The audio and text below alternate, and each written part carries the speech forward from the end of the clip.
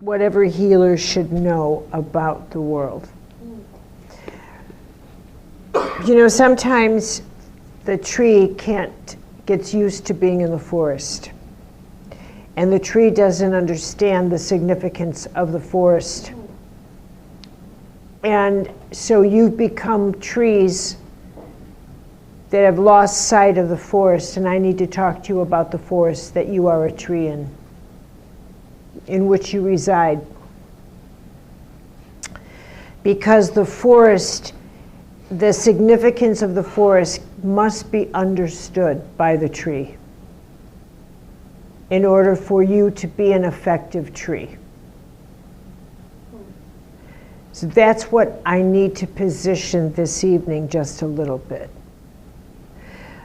There's never been a forest like the one in which you dwell. And that's the first thing you need to really appreciate, is that the forest in which you dwell has never existed before on this earth.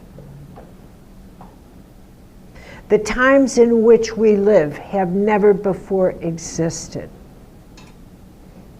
And this is something that you have to appreciate. You really have to understand that. Because every single person that you are dealing with is living in a world that's never existed before. So that you know, the world has never had the particular configuration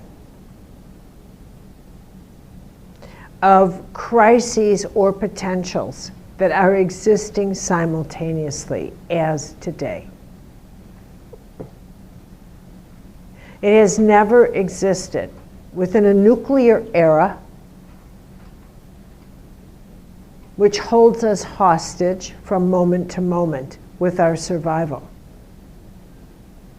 Where the politics of the world is about chasing the fire like the myth of Prometheus and Zeus.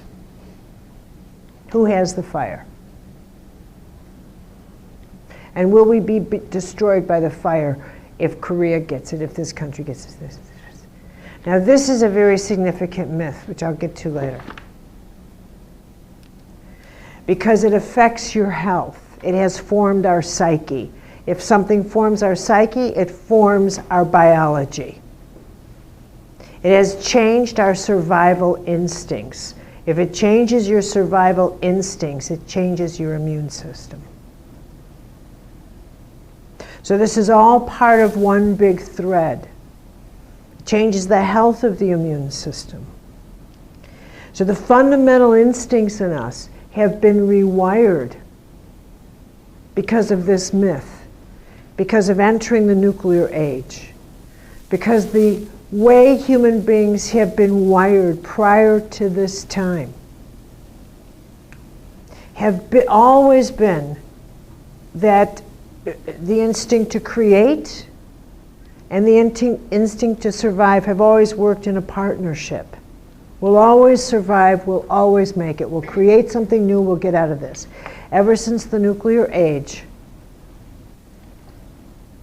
survival has been dubious, and the majority of what's been created have been weapons of war or things to protect us.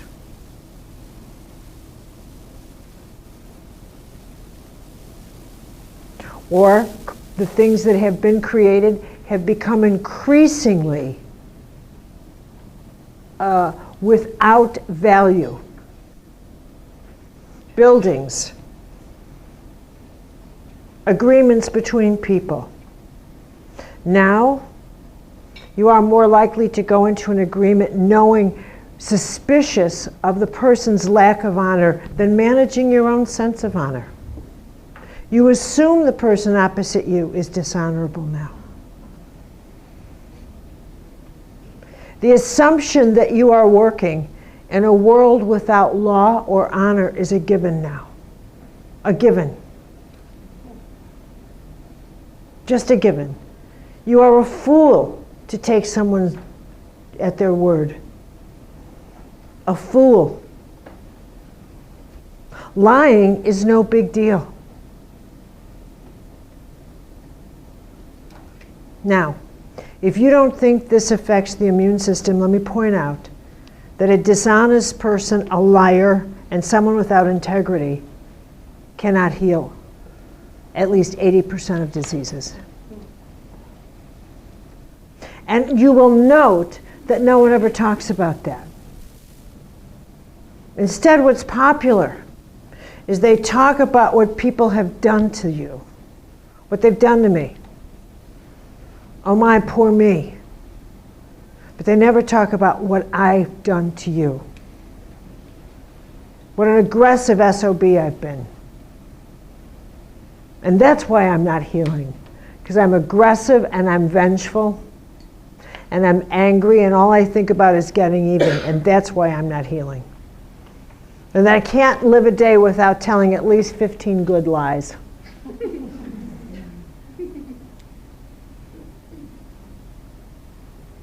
But nobody ever does an analysis of the fact that we've taken the word conscience out of our vocabulary and substituted the meaningless word consciousness, which has no meaning at all. It's like an empty mastacholi noodle. Has no meaning whatsoever, means nothing. Zero. Has no meaning. Zero. Nothing. It means absolutely nothing. Whereas the word conscience means consequences of action. We don't even use that word anymore. Zero. We don't even talk about it. No one says, I have a crisis of conscience. And yet that's why people go into depression and commit suicide. They have a crisis of conscience and nowhere to go with it. Why? We've removed that vocabulary from the mainstream. We've taken the words out of the vocabulary. It's not even in the common parlance anymore. We've removed it. They're banned from public schools. Certainly in my country.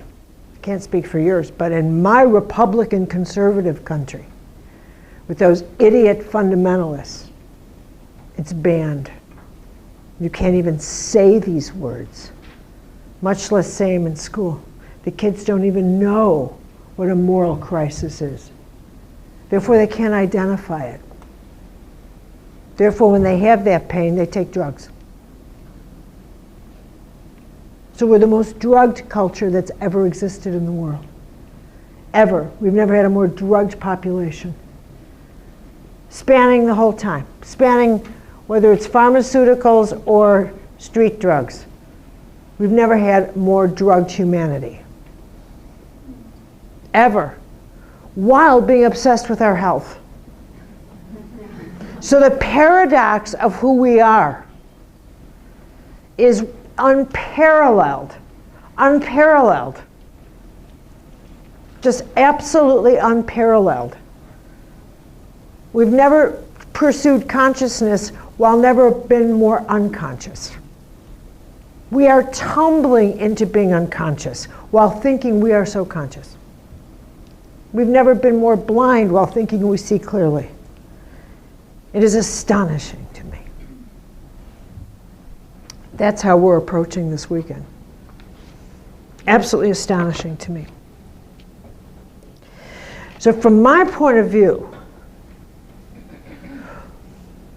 we've reached, I feel, myself, I approach the essential guide for healers and healing as if the time has come for the evaluation of, after 50 years, 60 years, in this field of consciousness studies, health, healing. You have to look at, what have you learned? What have we learned? Why aren't we healing more? Why aren't things progressing? Why are we still upset? Why aren't we doing better? Because we should have been. You know, when I first got into this field in the 80s, I mean, it's just, wow. Okay, you're supposed to say no, really? What? Come on, help me out here. All right, have a little mercy, right? Okay. Does time really go that fast? Thank you. I was 12. I was a prodigy. But you know, I got in. And, I don't even know how I tumbled into this. I just had the skill of a medical intuitive. I didn't even know what it was. Do you understand how crazy that was? How crazy it was for me. And if I hadn't met Norm Shealy, my dear, dear, dear Norm Shealy, I would never do this. I was a publisher, you know. I was an editor, publisher. And Norm, I met him at this conference, and there he was peeling an apple. And someone said to me, that's a doctor who was interested in medical intuitive. Nobody knew I was a medical intuitive. I'd been invited as a publisher. So nobody knew that. And there I am in New Hampshire doing little readings while being a publisher, and people from the neighborhood, and I lived in this tiny village of 800 people. They would come into the publishing company after 4 o'clock, and I'd see them maybe 2 or 3 times a week. Although that kind of stuff goes through the crazy mountains of New England, like, you know, because the tradition of witches and that kind of a new one's in town, you know, this kind of thing. And anyway, but it certainly didn't make its way to the Midwest with Norm. But anyway, so I go to this conference, and they said, he's a really interesting doctor. He studies people who are medically intuitive, and I looked. So I go up to him, and I said, Dr. Shealy, could I talk to you? And he said, sure. And he had these bifocals at the end of his nose, and he's peeling this apple, and I said, you know, I think I'm one of those people who's medically intuitive. And he's peeling his nose and peeling his apple, and he says, how good are you? And I said, I don't know, but I was actually thinking, and I don't really care, but, and he said, I don't need anyone, he's pointing this peeler at me, he says, I don't need anyone to tell me that someone's energy is off. I can see that much. Can you see an illness? And I said, I don't know, I don't know. And he said, I'll call you sometime. And that was that. So then he called me after the conference, he went back to Springfield, Missouri, and I went to Walpole, New Hampshire. So he calls, and he said, well, how does this work? He had his patient in his office, and I was in my office in New Hampshire. And I said, I don't know, I've never done this long distance. And this is how I learned not only about medical intuition, but about how intuition works, which is also part of the essential guide of healing. And you have to know about your intuition and get over the idea that you think it's a gift. It's your wiring. It's just wiring. And you have to get over being impressed with wiring. You impressed with the way this is wired? Did you come in and say, wow, look at the lights? Did you? All right, really? Did you? No. You don't even think about it. That's how you have to think about yourself.